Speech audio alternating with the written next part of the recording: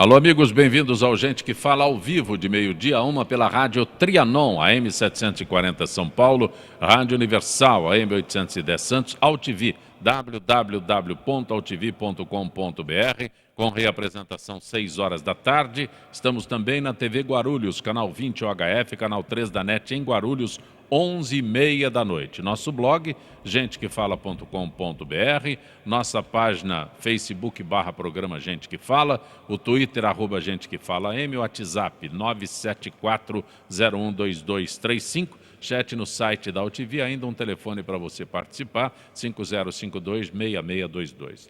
No início deste Gente que Fala, o lamentável registro do falecimento do economista e amigo próximo de todos nós, principalmente pela Rádio Trianon, Márcio Papa, que foi presidente do Banespa, mas, sem dúvida, a sua lembrança maior é a ligação do seu nome com o Palmeiras, um colega de trabalho, já que frequentava muito a Rádio Trianon, principalmente com relação, participando diretamente do programa do Marcos Calazans, né? E o Márcio Papa nos deixa. O velório está acontecendo no cemitério do Morumbi, onde o sepultamento está marcado para 5 horas da tarde. Hoje, quinta-feira, mais uma edição do Gente do MPD que Fala, parceria do Gente que Fala com o movimento do Ministério Público Democrático, todas as quintas-feiras. Hoje conosco, o economista, diretor da Fiesp, Ricardo Gamal. Gamal, prazer tê-lo aqui. É um prazer, mais uma vez, estar aqui para debater todos os problemas do Brasil e do mundo com os seus ouvintes e internautas. Também conosco a advogada Vanessa Viduto. Pronunciei corretamente? Corretamente. Eu que agradeço o convite, aqui. É um prazer participar do programa.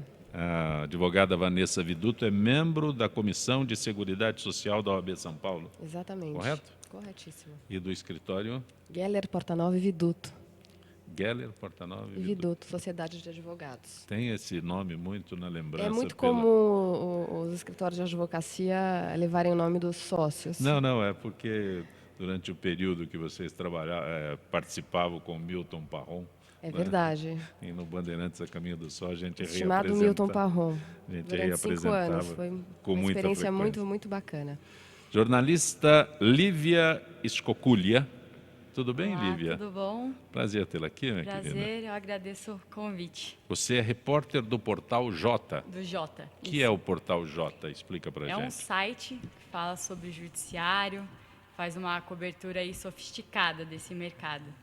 Maravilha. Olha, já que temos aqui um economista, uma advogada especialista em previdência e ainda a jornalista do Portal J, gasto previdenciário terá forte crescimento em 2016. A despesa do INSS com todos os benefícios deverá atingir a casa de 488 bilhões, e aí tem um aumento considerável de cerca de 40 bilhões. A despesa deverá ser impulsionada, sobretudo, pelo aumento do salário mínimo causado pela inflação elevada de 2015. Recentemente, a equipe econômica travou uma batalha política para evitar um aumento ainda maior da despesa previdenciária. Doutora Vanessa Viduto, eu sempre me assusto com esses números aqui, e principalmente com relação à Previdência, e relembro o discurso constante das nossas autoridades. Previdência é deficitária. E agora o noticiário caminha para isso. Vamos explicar primeiro para o ouvinte o que acontece em relação ao salário mínimo. Em 2006, no governo do ex-presidente Lula, foi pactuado uma revalorização do salário mínimo. O que significa isso? Que os aposentados que recebem o mínimo e os demais trabalhadores teriam o valor do salário mínimo revisto não só pelo índice da inflação adotado, que é o INPC divulgado pelo IBGE, mas também pelo crescimento do país dos últimos 2 anos, que é o PIB, Produto Interno Bruto. Isso para quê? Para que o salário mínimo fosse corrigido um pouco acima da inflação e pudesse ser revalorado e pudesse ser recomposto, propiciando melhor poder de compra para as pessoas e para os beneficiários da Previdência. Isso movimenta a economia. 70% 30% dos beneficiários da Previdência Social recebem um benefício no valor de um salário mínimo. Isso, obviamente, movimenta a economia. Tentou-se recentemente estender essa mesma regrinha para o aposentado que ganha acima do mínimo. O governo vetou, não deixou passar. Então, quem ganha acima do mínimo vai ficar apenas com o reajuste do INPC, que não recompõe a inflação de uma forma verdadeira, e a cada dia que passa, os aposentados que ganham acima do mínimo vão reduzindo o valor e o poder de compra dos seus benefícios. Mas, quando a gente lê essas notícias, a gente fica um pouco espantado a forma com que elas são colocadas, porque a gente só escuta a grande imprensa falar que a Previdência é deficitária, a Previdência vai quebrar, repassa essa conta para o aposentado, não pode melhorar a aposentadoria, não tem condição, o governo é ajuste fiscal, enfim. Será que isso é verdade? Será que, onde é que estão esses números, né? E eu trago aqui algumas informações que eu acho importante serem esclarecidas. Em primeiro lugar, a Previdência Urbana é superavitária. O que significa superavitária? E o doutor Gamal pode até me ajudar a esclarecer. Quando entre despesas e saída, há uma sobra de dinheiro no caixa. E essa informação é uma informação oficial do próprio INSS. Eu trago aqui um artigo que eu tirei do próprio site do INSS, que chama Setor Urbano registra 7º superávit do ano. E só para falar rapidamente em termos de números, essa notícia é de 2014 e fala o seguinte, que em julho o saldo entre arrecadação e despesa de benefícios do setor urbano foi de 1,9 bilhão. É o 7º superávit mensal do ano. Portanto, a Previdência não é deficitária, sobra dinheiro no caixa da Previdência. E o que acontece? Por que se vende tanto essa notícia horrível de que a Previdência vai quebrar, a Previdência não se sustenta? Porque o governo federal usa o dinheiro da Seguridade Social, que é um dinheiro carimbado constitucionalmente. O que significa isso? A Constituição traz uma destinação específica para esse dinheiro da Seguridade Social, para essas contribuições sociais. Mas o governo, desde 1994, edita e redita emendas constitucionais que têm sido aprovadas, autorizando a desvinculação de 20% da receita. Veja só, 20% desse dinheiro sai da Seguridade Social e é aplicado em qualquer outra área, qualquer outro setor, sem nenhuma vinculação. E agora, em 2015, já foi enviado para o Congresso Nacional uma nova PEC, um novo projeto de emenda constitucional, aumentando de 20% para 30% a desvinculação da receita. Tá? E prorrogando, olha que loucura, e prorrogando até 2023 essa autorização de uso de 30% da receita, não só das contribuições sociais, como de outros tributos, que tem um carimbo, uma destinação constitucional. E aí você vai para a imprensa, o governo vai para a imprensa e fala a Previdência vai quebrar, o trabalhador, o aposentado não pode ter um reajuste que recompõe a inflação porque não há caixa para isso. Será que não há caixa para isso mesmo? Doutor Gamal, essas contas são... Eu costumo dizer que a Previdência não é deficitária, ela se torna deficitária porque o governo não usa os recursos da Previdência na Previdência. Zancopé, não tenho nem o que falar, porque a doutora Vanessa já exprimiu muito bem o que está acontecendo na questão da Previdência. Basta saber, a todos nós, quais são os interesses que gerem agora esse dinheiro que é tirado da Previdência para ser aplicado em que setor? O setor financeiro, com certeza, se beneficia com isso, né? Os juros, cada ponto que sobem os juros, dá por volta de 25 a 30 bilhões de reais. Nesse tal do reajuste fiscal, só nos primeiros 6 meses, já mais de 80 bilhões de reais foram para juros adicionais. Né? Juros por ano vai 250 a 300 bilhões de reais. E essa é uma conta e é uma despesa que o governo paga em dia, os bancos, né? Em detrimento da sua população. Quer dizer que os bancos recebem em dia? Recebem em dia. É por isso que o Brasil tem a tal o tal do grau de investimento. Sim. Né? Então, a lógica financeira... A lógica financeira faz do país o refém. No final das contas, quem paga por isso é todo o setor produtivo, claro, a indústria, o comércio, né, os trabalhadores, né, e claro que a recessão, o que desencadeia toda essa política econômica vai ser desastrosa. Né? Uma aventura que, infelizmente, a presidente Dilma entrou, de colocar diretamente um homem de bancos, que é o senhor Joaquim Levy, né, como ministro da Fazenda. Essa é uma aventura maluca que vai dar num desastre Por que é grande. uma aventura? Ele é um economista competente. Mas a serviço de quem? Aos interesses de quem? Não é? A primeira coisa que um homem desse fez foi elevar os juros. É a mesma coisa que você colocar a sua empresa, ou você pessoalmente deve para o banco e coloca no caixa da sua empresa o gerente daquele banco. Né? Ele não paga a luz, não paga a água, não paga os funcionários, não paga o fornecedor e ainda aumenta os juros. Mas vai Se pagar você o tem juro. patrimônio, inclusive, como o Brasil tem, né, Sim. é o melhor negócio para os bancos. Né, que quebra a empresa, ainda toma o patrimônio lá na frente. E você sabe do que eu estou falando. Né? Toda a privatização que vem aí, que esse na nossa opinião, é o plano geral que tem. Né, Mas de não toda, tem mais, de tem toda mais essa o que lógica privatizar? financeira. Tem mais o que privatizar? O pré-sal tem 14 trilhões de dólares lá embaixo. 14 trilhões de dólares. E os interesses que estão por trás desses 14 trilhões de dólares são poderosíssimos. Só a população precisa saber. Antes que a Lívia se manifeste, boa tarde, Dr. Plínio Gentil. Boa Prazer tarde, tê-lo aqui. muito prazer em voltar aqui em nome do MPD, em companhias tão importantes e enriquecedoras para o debate. O senhor é procurador de Justiça e membro do MPD. MPD, eu repito, Movimento do Ministério Público Democrático. Exatamente. Lívia, Previdência. Então parece Aposto mesmo... que você descobriu que a Previdência não é deficitária. É verdade.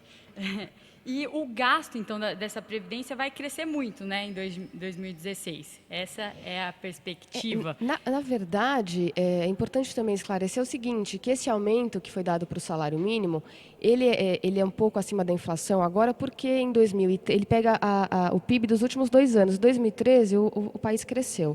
Em 2014, também houve um pequeno crescimento do PIB. Em 2015, já não há crescimento. Em 2016... se a gente continuar nessa situação que está, muito provável que esse crescimento também não vai acontecer. Então, o salário mínimo não vai sair do INPC, não vai haver essa revalorização do salário mínimo, porque não vai haver o crescimento do PIB para impulsionar o aumento do salário mínimo. Então, é uma notícia um pouco fantasiosa. Doutora, só para esclarecer, se o PIB tem uma retração, é contabilizada também essa retração? Não, ou aí não? fica só o INPC. Algo acrescentado? Não, o que eu queria mesmo dizer é a maioria dos beneficiários do INSS recebe um salário mínimo, né? É 70%. 70%, exatamente. Então, por isso que o impacto aí seria de 40 bilhões. Então, queria até fazer uma pergunta, na verdade. Essa diferença, será que o salário mínimo, esse reajuste não vai acontecer? Não, vai acontecer, porque ele é dado por meio de lei e essa lei já foi aprovada. Ele vai acontecer, recentemente foi aprovada. Agora, um outro dado importante, que é o seguinte, como o governo está dando reajuste acima da inflação apenas para quem recebe o mínimo, quem ganha acima do mínimo está se aproximando do mínimo. 370 mil aposentados em 2013 passaram a receber o mínimo. São pessoas que no início, ou seja, na concessão inicial, na sua primeira aposentadoria, ganhavam acima do mínimo, porque a sua média salarial era acima do mínimo. Mas a sua aposentadoria foi corroída pela inflação. E com essa disparidade entre o reajuste do mínimo e o reajuste de quem ganha acima, desceram para o patamar do mínimo. Doutor Plínio Gentil, essa história de que reajuste do salário mínimo provoca gastos na Previdência, a doutora Vanessa me esclareceu que ela não é deficitária, a Previdência não tem o déficit que o governo anuncia com uma ênfase maravilhosa, ênfase convencedora, né? Isso a gente tem que esclarecer cada vez mais a população. Mas é muito bom ouvir essas informações aqui, do Gamal, de todos, da Vanessa, inclusive, eu que cheguei nesse momento, porque me parece assim mais do mesmo, né? Quando o governo quer privatizar alguma coisa, ele começa a espalhar que aquilo é deficitário, e acaba sendo deficitário mesmo porque foi sucateado durante muito tempo. Isso vale para a Previdência, já valeu nas reformas anteriores, vale para a educação, vale para a saúde. E parece que o Gamal tocou muito bem no ponto. A meta final é privatizar. E nós temos muito que privatizar. Pré-sal, metrô, né, para falar agora do governo do Estado, do qual quase não se fala também.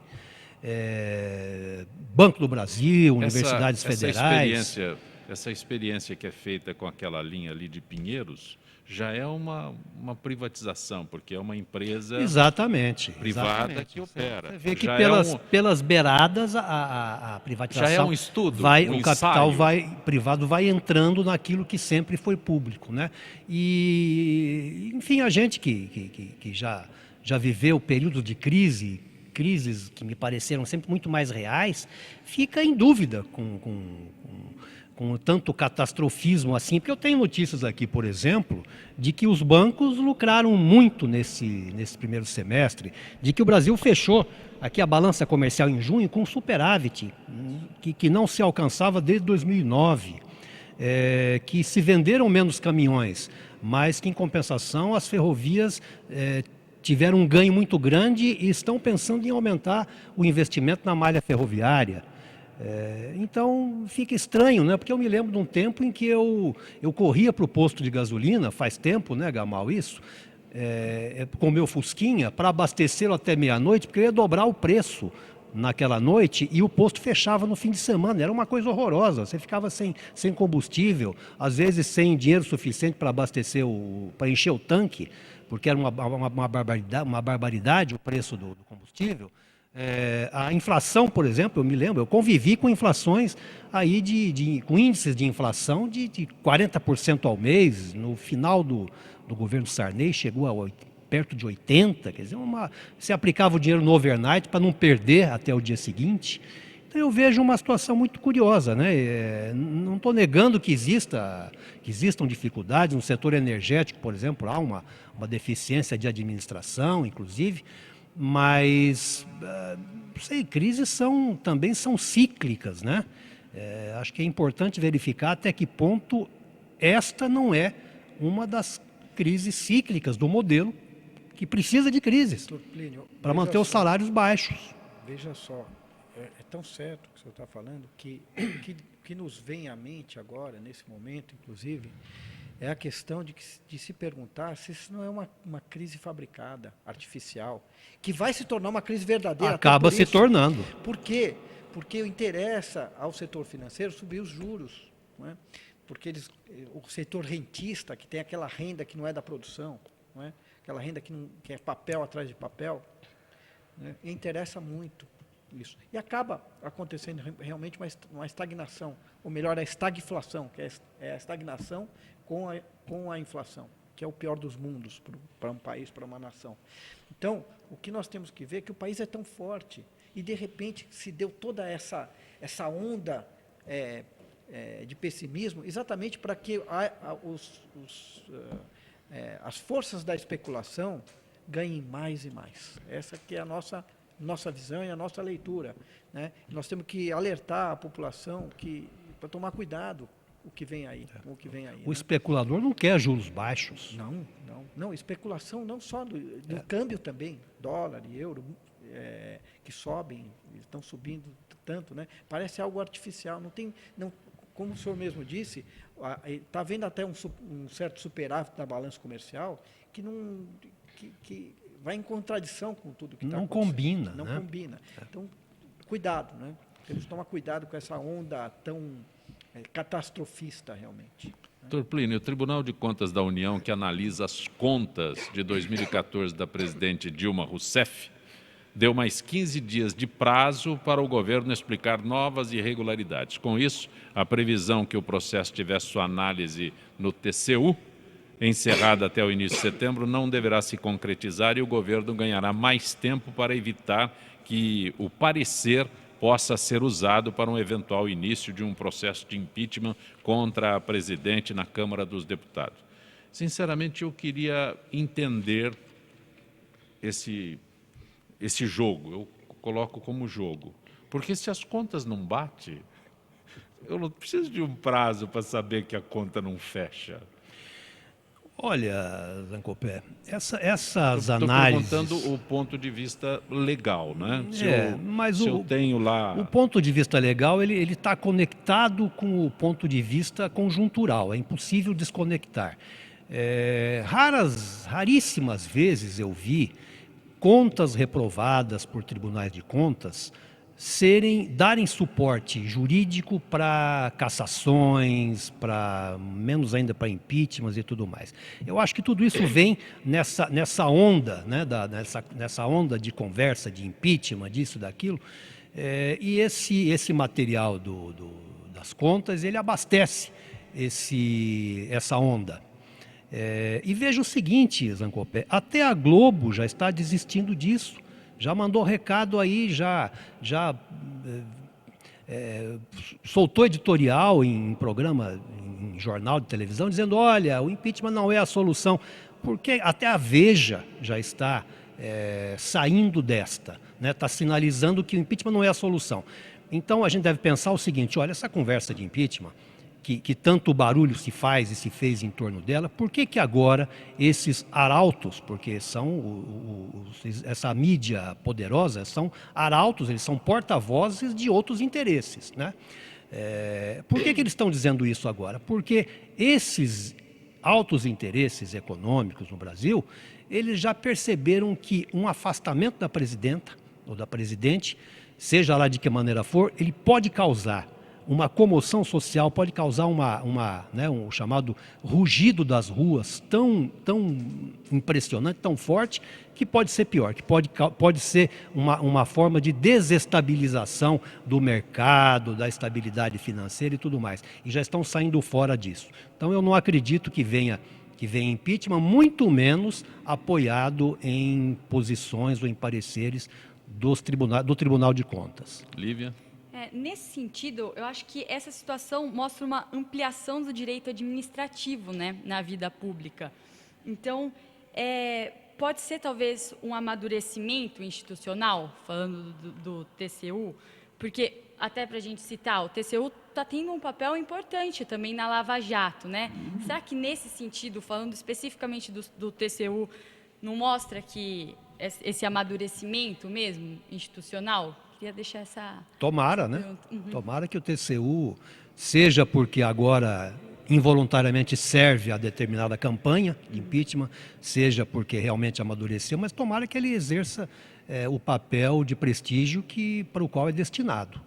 Doutor Plínio, voltando aqui a essa notícia, eu fico pensando, né, até que ponto a justiça realmente age. Porque se está comprovado que as contas trazem irregularidades, né?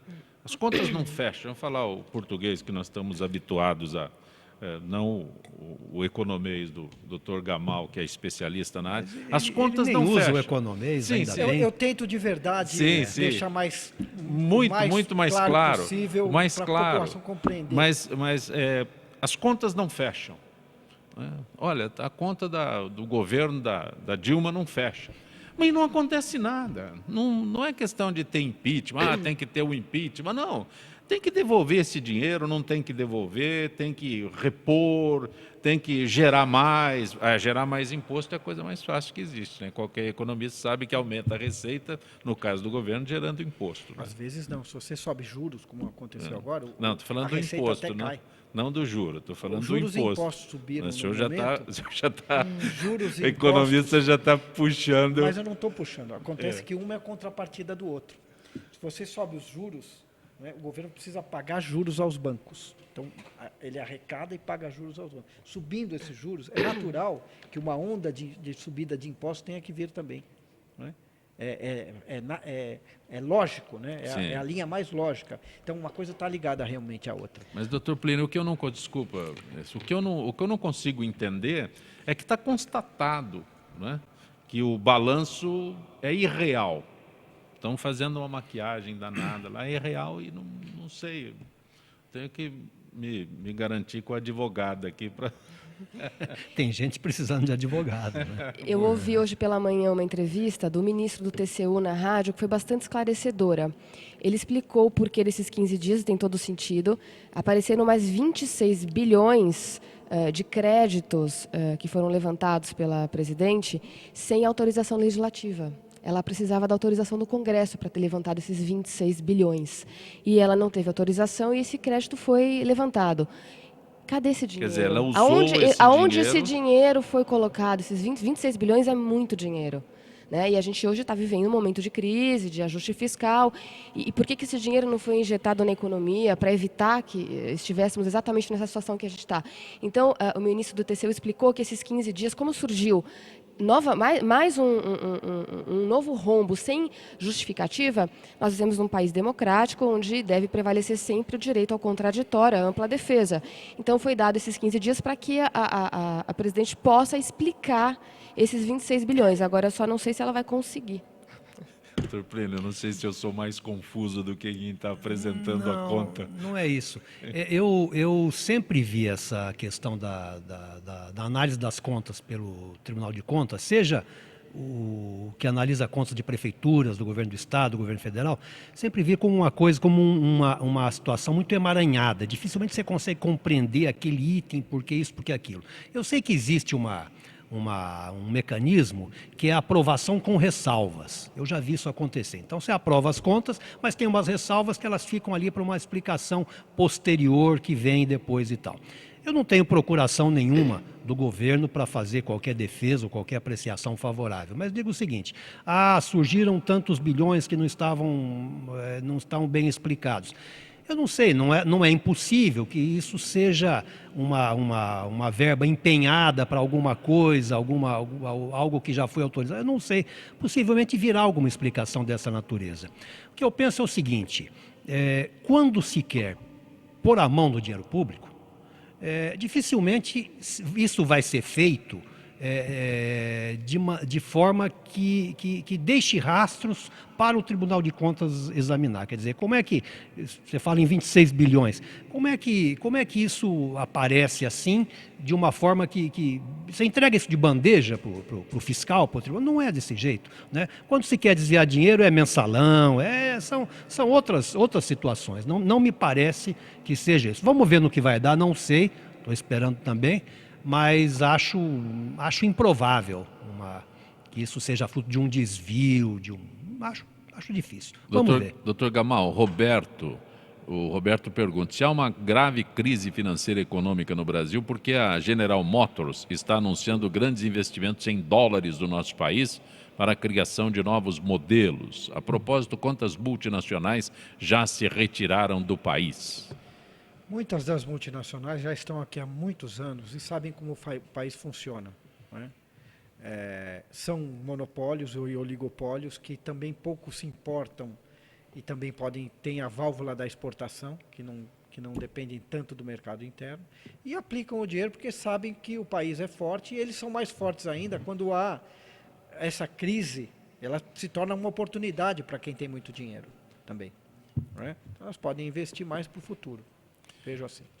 Nós estamos apresentando Gente que Fala pela Rádio Trianon, AM 740 São Paulo, Rádio Universal, AM 810 Santos, AltV, www.altv.com.br, com reapresentação 6 horas da tarde e 11h30 da noite, TV Guarulhos, canal 20 UHF, canal 3 da NET em Guarulhos. Retornaremos em instantes.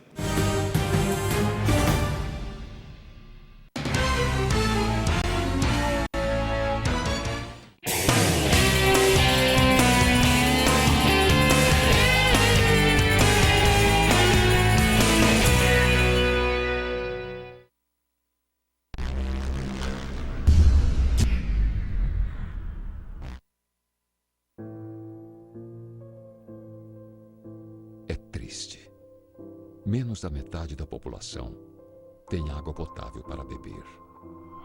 2.000 crianças morrem todos os dias por beber água contaminada. Por isso, quem não tem água não desperdiça nada. Ajude a acabar com o desperdício antes que a água acabe.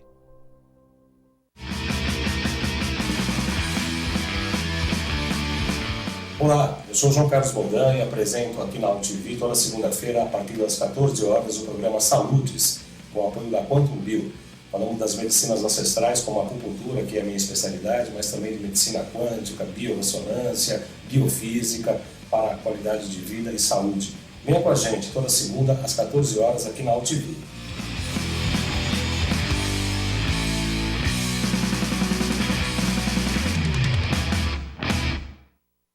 Se você fez alguma cirurgia antes de 1993, você pode ter contraído hepatite C. Por isso, você precisa fazer o teste. A hepatite C pode ficar anos sem apresentar sintomas, podendo evoluir para câncer, cirrose e até levar à morte. Não corra esse risco. Procure uma unidade de saúde e faça o teste. Ele é rápido, seguro e sigiloso. Quanto antes for feito o diagnóstico, melhor. Hepatite C. O teste é o primeiro passo para a cura. Ministério da Saúde. É o governo federal trabalhando para o Brasil avançar. Todas as espécies da Mata Atlântica dependem da água para sobreviver. Infelizmente, nem todo rio está para peixe. A qualidade da maioria dos rios nunca foi tão ruim. Mas existe uma espécie que está nadando contra a corrente para mudar essa história. O nome da espécie é Rafael, popularmente conhecido como Rafa. O Rafa possui hábitos diurnos e gosta de andar em grupo. Ele contribui pela limpeza da água dos rios no estado do Rio de Janeiro, seu habitat natural. Eu sempre tive uma relação com a água muito grande. A água ela é muito importante. Eu observar a possibilidade de uma melhoria da qualidade de água do local onde eu vivo é uma oportunidade muito grande para mim de crescimento e de realização. O projeto Observando os Rios é um programa que ele busca voluntários para analisar um ponto de um determinado curso de água e, a partir daí, fomentar um banco de dados virtual de acesso ao público. Só de você fazer qualquer tipo de sensibilização com um indivíduo, você já deixou um legado. Aquela pessoa, ela é um potencial educador, a gente já ganhou com isso. O Rafa é uma espécie fundamental na proteção dos rios da Mata Atlântica. E você, está no mesmo barco? A sua espécie já está catalogada? Acesse gpsmataatlantica.org.br e conte o que você faz pela Mata Atlântica.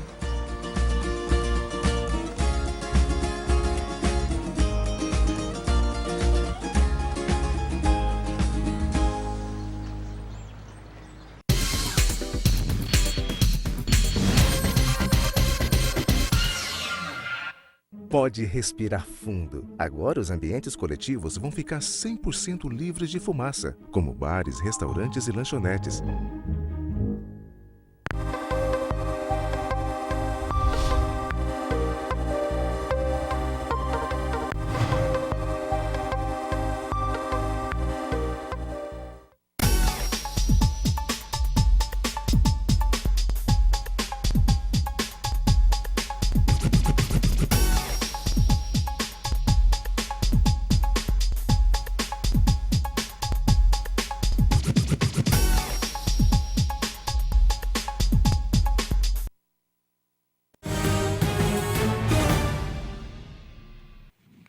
Você está conosco no Gente que Fala pela Rádio Trianon, AM 740 São Paulo, Rádio Universal, AM 810 Santos, AltV, www.altv.com.br, com reapresentação às 6 da tarde, TV Guarulhos, 11h30 da noite, canal 20 UHF, canal 3 da NET.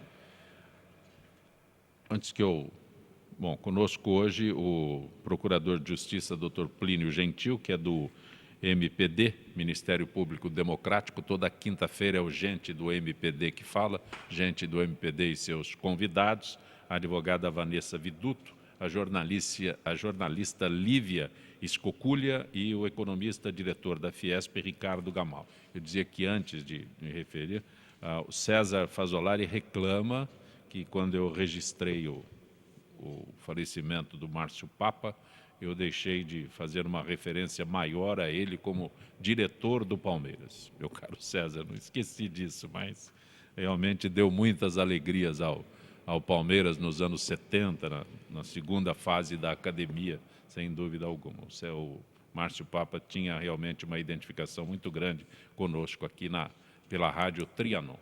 Doutora Vanessa, por que no governo, essa pergunta é do Jaime do Jardim Bonfilhori, por que no governo do Fernando Henrique foi criado o fator previdenciário e agora o mesmo partido ajudou a extingui-lo, o PSDB, né? A Previdência naquele tempo era menos deficitária do que agora? Não, acredito que não. O fator previdenciário ele foi criado porque já existia uma questão, que não é só um problema do Brasil, mas é uma questão mundial, de envelhecimento da população. E no Brasil, nós ainda temos um sistema de previdência que já é considerado adequado, no qual os trabalhadores se aposentam por tempo de contribuição, independentemente da idade. Então, partindo dessa premissa que o brasileiro está vivendo a cada dia mais, não só o brasileiro, como eu comentei, é um problema mundial, e em função dele viver mais, a Previdência Social paga por um período maior os benefícios, e não há um limite, uma imposição de idade mínima para aposentadoria, foi criado o fator previdenciário para tentar fazer com que o trabalhador esperasse mais para se aposentar. No governo do Fernando Henrique, em 99. Agora, o que se foi constatado de 99 para cá? Que esse fator previdenciário ele não cumpriu o seu papel. Ele não fez com que o trabalhador aguardasse um envelhecimento para se aposentar. Na verdade, o trabalhador saca a sua aposentadoria assim que implementa os requisitos e sofre a perda do fator previdenciário, que é, em média, 30%. Agora, por que o PSDB criou o fator previdenciário? Agora, esse mesmo PSDB brigou para derrubar? E isso, obviamente, são questões políticas, né? Agora, o PSDB faz oposição ao partido do governo, que é o PT, assim como o PT, na época, lutou contra o fator previdenciário e agora o governo defende o fator previdenciário. Isso é um jogo, infelizmente, um jogo político. Mas a certeza é que está todo mundo proibido de envelhecer. Sem envelhecer dúvida. é pecado. A certeza que nós temos é que o aposentado não pode contar com uma aposentadoria do regime geral de previdência social, porque é uma aposentadoria que, infelizmente, não vai atender às suas necessidades no momento mais crítico, no momento mais vulnerável da sua vida, que é o momento que ele estiver fora do mercado de trabalho, idoso, com gastos médicos maiores, enfim. Não vai poder contar com uma aposentadoria minimamente digna. Doutor Plínio, a opção é terrível. A alternativa a envelhecer é horrível. Melhor envelhecer com todos esses problemas, né, Vanessa? Sem dúvida alguma. Lívia, Antônio Mendes de Guarulhos, qual a sua opinião sobre a não obrigatoriedade de diploma para jornalista exercer a profissão? Olha, eu não sei se meus colegas vão ficar bravos comigo, mas claro que o estudo é sempre importante, mas na prática mesmo, eu não acho que o diploma seja tão necessário. Acho que cada vez mais os jornalistas estão se especializando em áreas. Então, tem uns que falam de política, judiciário, economia. Talvez um curso de aprimoramento nessas áreas fossem mais valiosas para o profissional. Mesmo assim, ainda as empresas, quase todas, exigem o diploma. E então, acho que a tendência pode continuar, mas, na minha opinião, realmente não é mais necessário. São os donos o Brasil é muito grande, donos de empresas de outros pontos adoram isso daqui, porque aí não tem que pagar o salário de jornalista. Este é o nosso problema. Gilberto manda aqui, doutora Vanessa, abraço pela sua explicação sobre o déficit na Previdência na hora do reajuste dos aposentados. Está elogiando aqui Muito obrigada. a tua explanação. Walter Castro da Cachoeirinha, doutor Plínio, os recursos empregados nas obras do metrô em São Paulo pelo governo do estado nos últimos 20 anos foram proporcionais ao número de estações e de linhas colocadas em operação? Nem sei se seria para o senhor responder isso daqui. Já que levantou a bola, né? Olha, eu não sei dizer o volume de recursos aplicados no metrô, mesmo porque tem uma linha, como nós estávamos conversando, privatizada, né? Não sei dizer. O que me parece é o seguinte: tudo que se refere a investimentos do governo do estado e a eventuais problemas nessa administração não ganham o espaço merecido na grande imprensa. Do metrô não sei, mas tem aí um monotrilho que está, parece que atrasado. Eu até li notícias de que esse atraso vai provocar a necessidade de um investimento ainda maior, e investimento aí é na casa de bilhões ou bilhões, nem sei fazer essa conta, mas com uma coisa astronômica. A obra está sendo adiada e não se diz. Então, se o investimento nesse monotrilho está nesse pé, era para o monotrilho? Pois é, então, a Copa, né, que tanta coisa ia trazer. A Copa já foi, o já monotrilho foi, não ficou vem pronto. outra Copa aí. A Copa de 2100. Então. Então, se for basear pelo monotrilho, eu vou dizer que o investimento no metrô, provavelmente também a gente deve suspeitar desse gerenciamento, né? Olha, como toda quinta-feira, mais uma vez a participação da Associação dos Funcionários Públicos do Estado de São Paulo, conosco Gisele Souza, no setor de eventos da FIPESP. Gisele, boa tarde. Boa tarde, Zacopé. Boa tarde a todos os debatedores e aos ouvintes do Gente que Fala. Gisele, a partir de 1º de setembro, às 8h30 da manhã de terça-feira, a Associação dos Funcionários Públicos do Estado de São Paulo abrirá os pacotes para as reservas na unidade de lazer para os períodos de Natal e Réveillon. Como essas reservas podem ser feitas? É isso mesmo, Zancopé. As reservas estarão disponíveis exclusivamente pela internet e pelo meio do sistema Flex Reserva. Tudo poderá ser feito de forma simples e rápida e, o melhor, sem sair de casa. Para isso, basta acessar o site da AFEPESP e, na barra de menus, clicar no link Flex Reserva. A partir daí, as opções das unidades de lazer já estão distribuídas por regiões, ou seja, de campo, circuito das águas, praia, montanha e termas. Gisele, você poderia dar uma dica aos associados para que eles não percam a oportunidade de ter a reserva garantida? Sim, é importante que o associado já tenha em mente qual tipo de lugar deseja e assim ir direto ao ponto.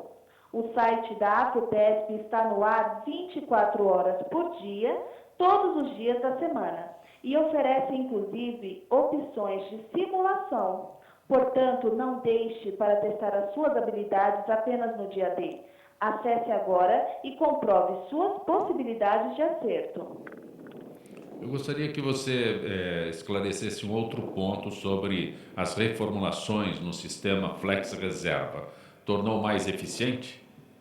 Desde que foi lançado em março de 2014, a FEPESP não parou de investir nesse projeto, que acredita ser a maior e melhor inovação que a entidade já fez nos últimos anos. Ao acessar o Flex Reserva, pode-se observar de imediato que não existe a menor possibilidade de que o associado não consiga realizar sua reserva. Caso queira, porque ali está tudo bem explicado.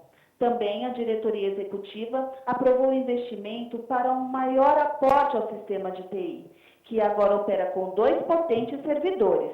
Quero dizer, respondendo à sua pergunta sobre eficiência, sim, estamos operando com maior e melhor capacidade. Posso afirmar que estamos trabalhando com uma potência capaz de manter até mais de 30 mil associados conectados ao mesmo tempo. Agora, se todos vão conseguir efetuar as suas reservas, isso é outra história, porque, como já falei na pergunta acima, é importante que o associado esteja atento ao que quer, para que na hora H ele vá direto ao ponto, sem perda de tempo. Para mais informações, acesse o site da AFEPESP, www.afepesp.org.br. Gisele, grato mais uma vez pela sua atenção com Gente que Fala. Uma boa tarde, Gisele. Boa tarde, Zancopé, e boa tarde a todos os ouvintes do Gente que Fala. Conosco o Procurador de Justiça Plínio Gentil, que é membro do Ministério Público Democrático, MPD, hoje quinta-feira, gente do MPD que fala, a advogada Vanessa Viduto, a jornalista Lívia Escoculha e o economista Ricardo Gamal. Acho que aqui é mais direto a doutora Vanessa, que pese o doutor Plínio, a Lívia e o doutor Ricardo Gamal também, né? O deputado Ricardo Barros apresentou nesta semana à Comissão de Constituição e Justiça e de Cidadania na Câmara dos Deputados parecer defendendo o fim do exame da ordem dos advogados do Brasil. Olha, eu não concordo com o fim do exame de ordem. Eu acho que o exame de ordem é um exame extremamente importante para que você meça e permita que profissionais realmente qualificados possam ir para o mercado de trabalho. A advocacia é uma profissão de muita responsabilidade. Você pode causar danos seríssimos, gravíssimos para a vida de uma pessoa que contrata um advogado despreparado. E, infelizmente, nós sabemos que o número de faculdades que são abertas, sem que haja um controle de qualidade dessas faculdades, é bastante grande. Então, o exame de ordem é um exame importante, sim, para verificar a qualidade do profissional que está indo para o mercado de trabalho e que vai tratar, cuidar da vida das pessoas. Eu não concordo com essa proposta, acho um absurdo. Dr. Plínio, que é membro do Ministério Público Democrático, está se Aqui, contendo. não, então. Não, porque esse assunto me toca muito de perto pelo seguinte, Zancopé e demais amigos.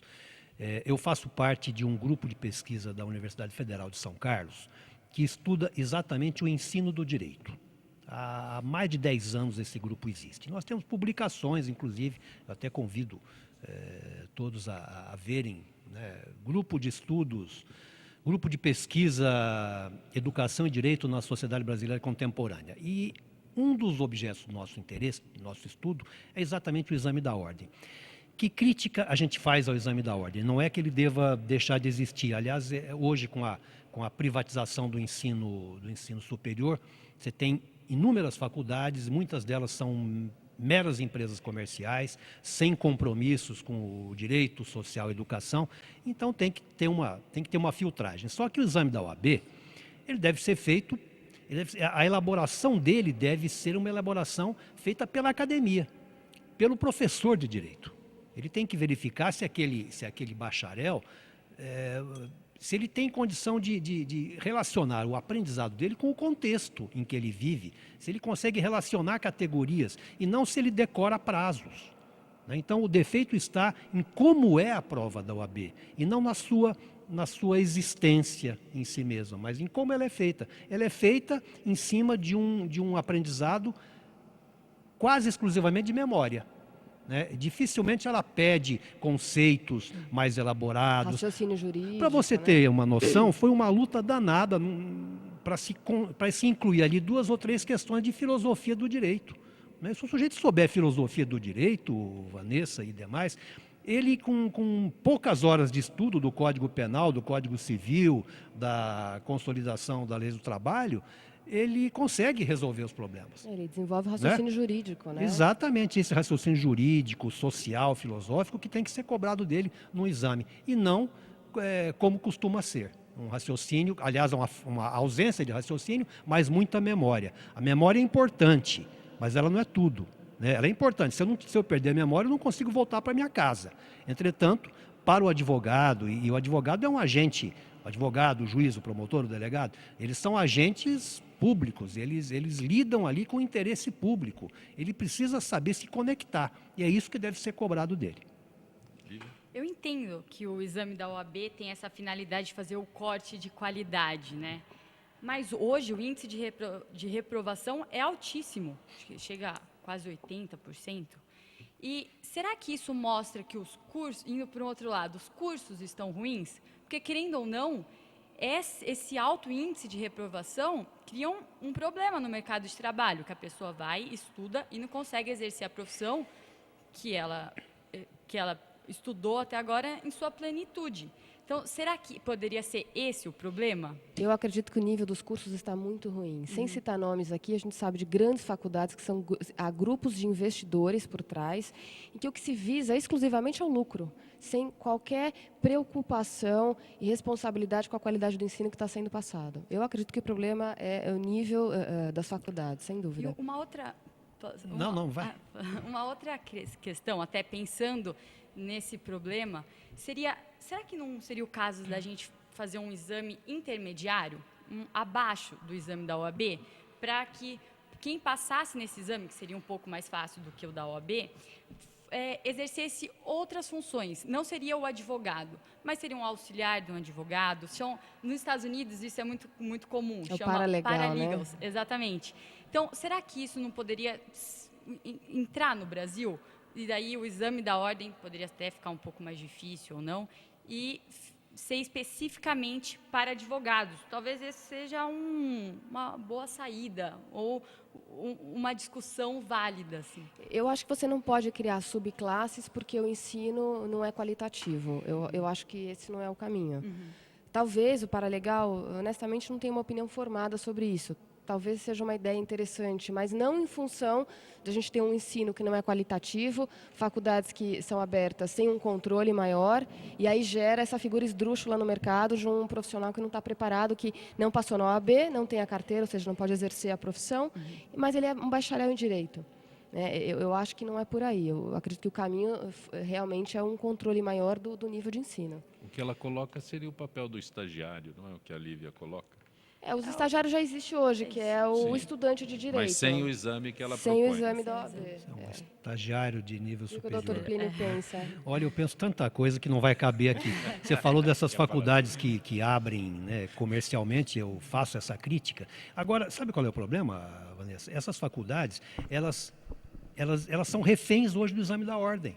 Né? Como o exame da ordem é um exame eminentemente técnico, de um saber de memória, a faculdade acaba cobrando do seu professor e impondo ao seu acadêmico um estudo que prioriza essas questões assim técnicas e tal. O sujeito sai dali, muitas vezes, sem a visão do todo. Bitolado, ele não né? sabe situar A aquele bitola. aprendizado no universo em que ele vai atuar. Né? Eu nem acho que alguém, por passar na ordem, está necessariamente qualificado a advogar, e também não acho que quem foi reprovado necessariamente está desqualificado. Ele só não está ajustado àquele tipo de cobrança que se faz. Né? E você coloca, Lívia, essa questão. Bom, eu ia dizer isso também, né? Bom, se nós vamos testar aqueles que saem das faculdades, vamos experimentar fazer um teste com aqueles que já saíram há 10, 20 anos, estão aí na advocacia, para ver quem é que vai passar? Doutor, um outro ponto, se me permite, seria, será que se a gente vai focar então na qualidade, o exame faz, na verdade, esse corte de qualidade, né? Ou deveria fazer? Eu acho que não faz, Lívia, não faz. Será que quem tem o notório saber jurídico, por exemplo, um jornalista que fala só sobre o judiciário, será que ele também não poderia prestar o exame da ordem e atuar no mercado, já que é focado nessa qualidade? Por que não? A reinvenção Né? do rabo, olha, né? vou então te dizer uma coisa a mais. Eu falo isso, comecei a falar isso brincando, hoje eu falo menos brincando. Já falei isso para alunos em palestras, em congressos. Falei, olha, do jeito que o exame da OAB né, esse conhecimento técnico assim de memória e tal, faz o seguinte, não precisa pôr um sujeito para fazer 5 anos de faculdade de Direito. Me dê aí um aluno, uma aluna bom ou boa aluna que saiu do 3º ano do ensino médio, mas uma pessoa estudiosa, disposta a estudar, a ficar 6 meses aí se matando de estudar e me ajude aí com mais 2 ou 3 professores dispostos a treinar essa pessoa para o exame da OAB. Ela passa. Me dê 6 meses esse aluno com mais uns professores, ele passa na OAB, com toda certeza. Sabe, em 6 meses. Eu não sou da área, mas eu gostaria de dar meu pitaco também.